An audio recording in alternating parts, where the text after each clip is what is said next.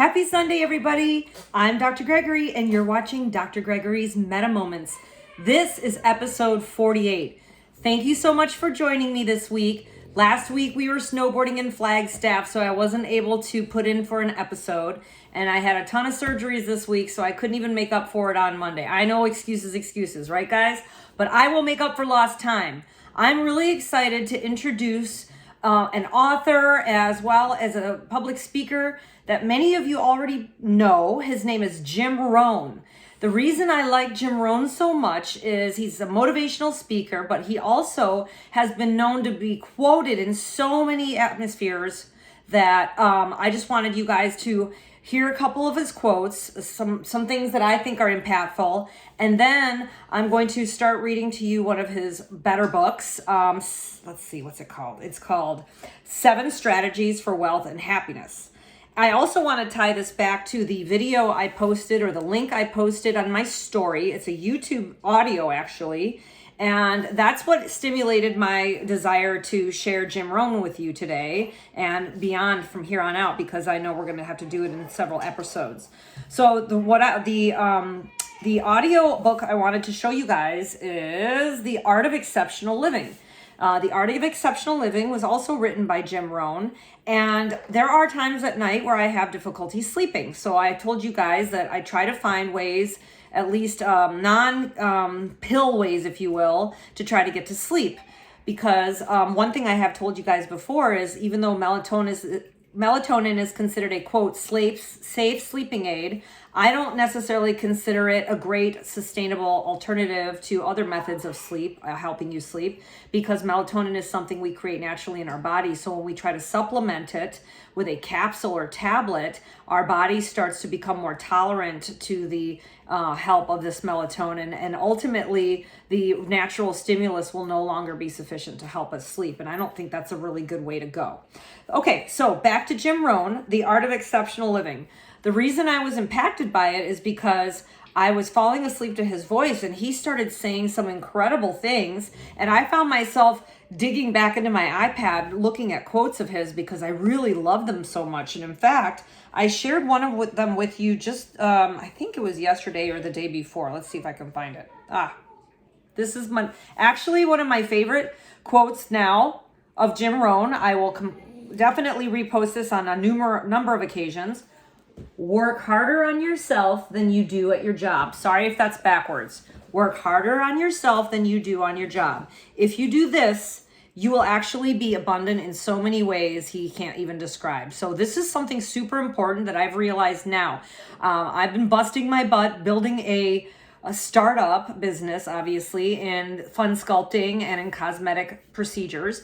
And as I've told you guys before, there is such a roller coaster. But really now, where I need to recognize when that roller coaster starts to happen again, is to turn it back inward. And I've told you guys this so many times, haven't I? I've even said to you things like, if somebody likes you, you'll know. And if they don't, you'll be confused. And that's all you need to know. And that's something I always tell people, hey, turn it back inward. Don't make it about them. Make it about yourself. And whatever resonates with you, go with it. So basically, that's exactly what Jim Rohn is getting at here. He's telling people that if you just focus on your inner well-being, on evolving the best parts of yourself, on getting through those traumatic experiences you've had in the past that are holding you back.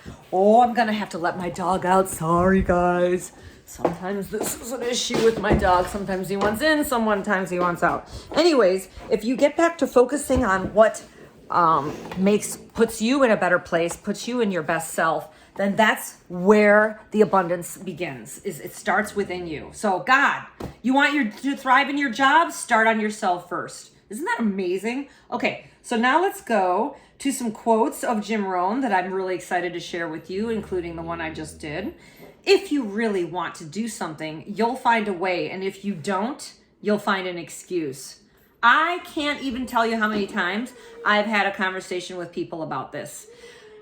How many times have you heard people tell you that this phrase, I don't have time to? I immediately correct people who say that. Immediately. I said, no, It's not about not having time, it's about making time. So if it's important enough to you, if it's a priority enough to you in your life, you will make time. There is no doubt about that. Okay, you make time to feed yourself, you make time to feed your family, you make time to go to sleep at night because you know that that's a priority. Sleep is a priority. You make time to get ready when you go to work. You make time for all of these things. You can make time for anything in your life if it's a big enough priority. So when it comes down to physical or emotional or spiritual endeavors that you tell me that you don't have enough time for, two great examples I can think of at the moment are meditation and exercise. Oh my goodness, I can't tell you how many times I've heard people give me those excuses about how they don't have time. Let's start with meditation.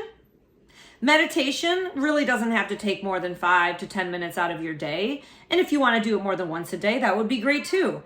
But if you can't take 10 minutes out of your day, then what are you doing with your time management? That's something I really would like to ask people.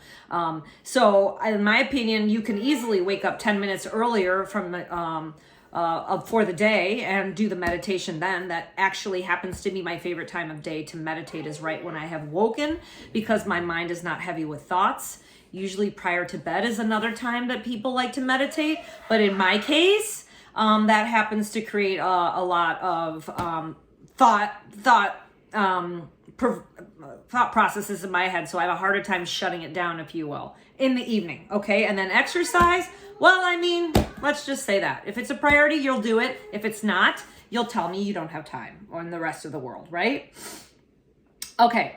This is really excellent, because I think all of us have a tendency also to project our frustrations and our concerns and our worries out into the world, because somehow the world is supposed to be a better place to suit us. The world is supposed to change to suit our expectations, our needs, our wants. And the bottom line is, that's not how the world works, okay? And if you are a believer in the law of attraction, as I am, then again, it starts with you. When you create thoughts or behaviors of abundance, then you start attracting more of that as well.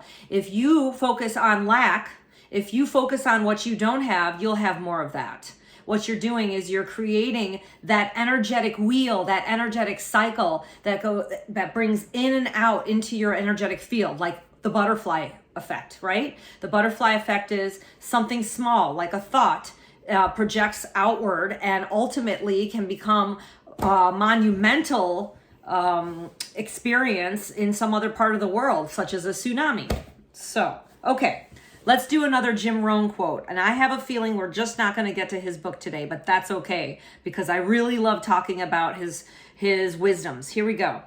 Don't wish it was easier. Wish you were better. Don't wish for less problems. Wish for more skills. Don't wish for less challenges. Wish for more wisdom. The major value in life is not what you get. The major value in life is what you become.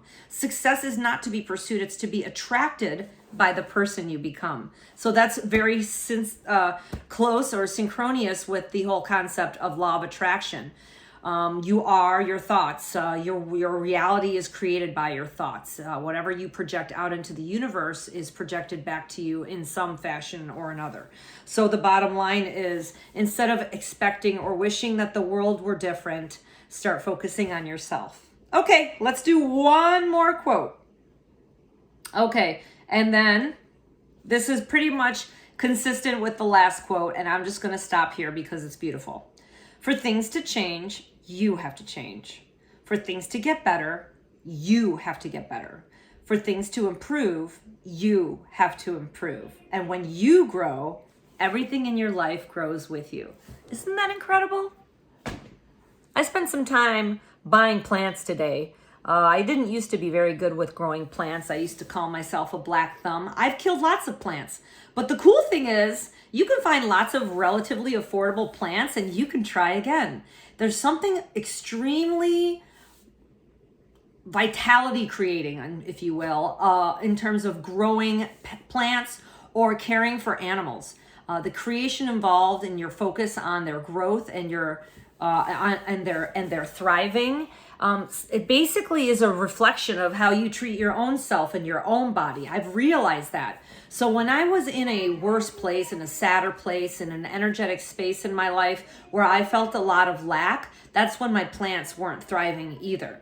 Now that I'm in a space where I'm emotionally more peaceful and calm and happy with my situation, meaning pretty much everything in my life is acceptable to me and it's meant to be here, whether or not it's a positive or negative experience, I'm looking towards giving any experience the focus of gratitude because I recognize that it's there for my evolution regardless of whether it feels good or not. So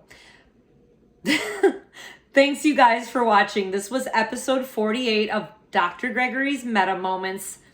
Grow some plants, send you love, send you light. Bye.